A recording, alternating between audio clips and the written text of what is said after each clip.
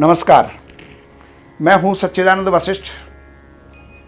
सज्जनों, जो हमारा ये कार्यक्रम चल रहा है, जो वीडियो मैं आपको दे रहा हूं, उनका जो नामकरण है वो हमने ये किया है, आओ चलें अमीरी की ओर। अब अमीर शब्द एक ऐसा है, सबको प्रिय लगता है। हर आदमी चाहता है मैं अमीर बनूं।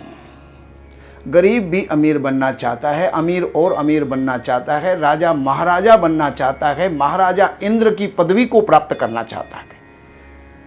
लेकिन ये सब संभव कैसे हो सकता है? ये सब संभव कैसे हो सकता है? 3 चीज हैं आपके पास। पहला, कर्म करने के लिए उत्सुकता। सबसे पहला है कर्म, और कर्म भी शरीर के द्वारा किया जाता है, वाणी के द्वारा किया जाता है। अब जितने वक्ता हैं वो वाणी के द्वारा कर्म करते हैं, जितने मजदूर वर्ग हैं वो सब शरीर के द्वारा कर्म करते हैं, लेकिन कुछ जो है रिसर्च करने वाले हैं वो बुद्धि के द्वारा कर्म करते हैं। तो हम कर्म करने वाले बने, सबसे पहली बात है। दूसरे नंबर पर हमारे पास में जो है अच्छा भाग्य हो। अब भाग्य कोई बाजार में तो मिलता नहीं है जिसको हम खरीद के ले आएंगे। भाग्य तो पूर्व जन्म के संस्कारों से, कर्मों से बन करके आता है। उससे जो है संचित कर्म होते हैं, संचित कर्म से प्रारब्ध बनता है, प्रारब्ध ही भाग्य होता है। तो वो भाग्य भी आपके पास में होना चाहिए। भाग्य जब साथ देता है तो एक गरीब आदमी भी रास्ते में चलते हुए कहीं भी जा रहा है तो अनायास कुछ धन उसको प्राप्त हो जाता है। गिरा हुआ किसी का गिर गया, वो आपको प्राप्त हो गया। अब पता ही नहीं, आप चाहते भी हैं कि मैं इसको लौटा दूं, लेकिन ना आता है ना पता है, और वो धन आपने रख लिया। अब रख लेने के बाद में आपने उसका दुरुपयोग नहीं किया, आपने उसका सदुपयोग किया। अर्थात अच्छे कर्म के अंदर आपने उसको लगाया, व्यापार में लगाया, या जो भी कुछ है उसको बढ़ाने के लिए आपने प्रयत्न किया, तो वो आपका भाग्य था। तो कर्म और भाग्य 2 चीज आपको प्राप्त हो गई। लेकिन बंधुओं, तीसरे नंबर पर वास्तु भी अपने आप में बहुत महत्वपूर्ण होता है। अगर वास्तु भी आपका साथ दे दे तो फिर तो जीवन के अंदर कहना ही क्या है। देखिए, आपने 1 रुपया मेहनत से कमाया, 1 रुपया भाग्य के द्वारा कमाया, लेकिन वास्तु आपके विपरीत है तो 1 रुपये को वास्तु खा जाएगा। आपके पास बचा क्या? या तो कर्म का फल चला गया या फिर भाग्य का फल चला गया। आपके पास 1 ही रुपया बचा, यानी रोज कमाए रोज खाए, रोज कमाए रोज खाए, यही सब तो हुआ। आप जो है धनवान अमीर कैसे बन सकते हैं? तो उसके लिए हमें वास्तु की शरण में जाना पड़ेगा, वास्तु को अपने अनुरूप करना पड़ेगा। और वास्तु हम अपने अनुरूप कर सकते हैं, वो हमारे हाथ की बात है। केवल मात्र हमें प्रयत्न करने होंगे, किसी विशेषज्ञ से मिलना होगा और उसको हम अपने अनुरूप कर सकते हैं। आइए चलिए, अब जो है मैं आपको सीधा प्लॉट की तरफ ले जाता हूं। अब ये एक प्लॉट है। अब प्लॉट है, अब प्लॉट इतना बड़ा है, हो सकता है वो 10,000 गज का है, तो इतना तो बड़ा मकान आप बनाएंगे नहीं।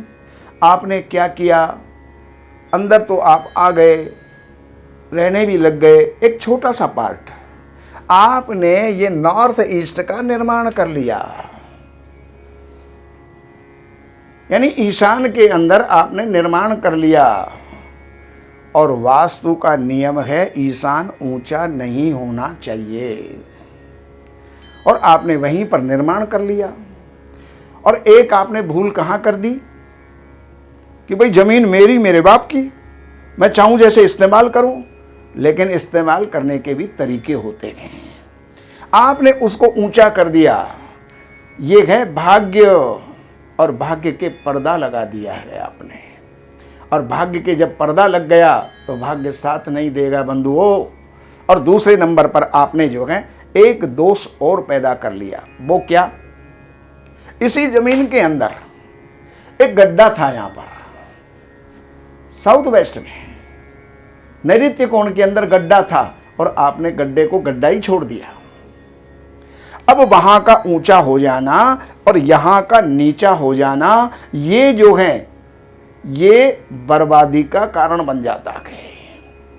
और ये ऐसी बर्बादी का कारण बन जाता है, आप सोचते हो कि ऐसा क्या कर लिया मैंने, कौन सा ऐसा कारण बन गया जो कि मैं जो है इतना अमीर था और अमीर होने के बाद मैंने ये जगह जो है ऐसे तो नहीं ली। अब वहाँ पर आकर के कहते हैं जी जब से मैंने ये ज़मीन ली है, ये ज़मीन मेरी फल ही नहीं रही, इसने मुझे बर्बाद कर दिया। अरे भाई, ज़मीन ने बर्बाद नहीं किया है, आपकी सूझ और समझ ने आपको बर्बाद कर दिया है।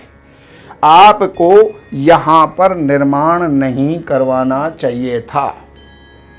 अगर ये निर्माण यहाँ की जगह पर यहाँ आ जाता और यहाँ की जो गड्ढा है वो यहाँ चला जाता, फिर देखिए आप, रात का दिन हो जाता।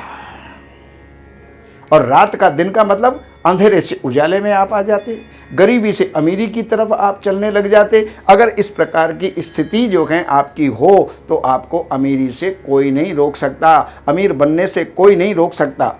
कर्म, भाग्य और वास्तु, तीनों चीज़ों को आप जीवन में अपनाइए, आप आगे से आगे बढ़ते चले जाएंगे। इसी तरह से अगर आपका कोई भी भवन है, जमीन है, प्लॉट है, निर्मित है, अनिर्मित है, स्कूल है, चिकित्सालय है, होटल है, आपका कोई भी फार्म हाउस है, आपका कोई भी मकान, दुकान, गोदाम या फैक्ट्री है, इनके अंदर अगर आपको कुछ भी परिवर्तन करना है या आपका कहीं कोई वास्तु दोष आपको नज़र आता है या कहीं भी आपके जीवन में कोई दिक्कत नज़र आ रही है, इन नंबरों के ऊपर संपर्क करके और आप जो है मिल सकते हैं और वहाँ बुला करके विजिट करवा करके उसका सुधार करके आप जीवन के अंदर उन्नत हो सकते हैं। नमस्कार। इन सब जानकारियों के लिए हमने लिखी हैं ये 3 पुस्तक।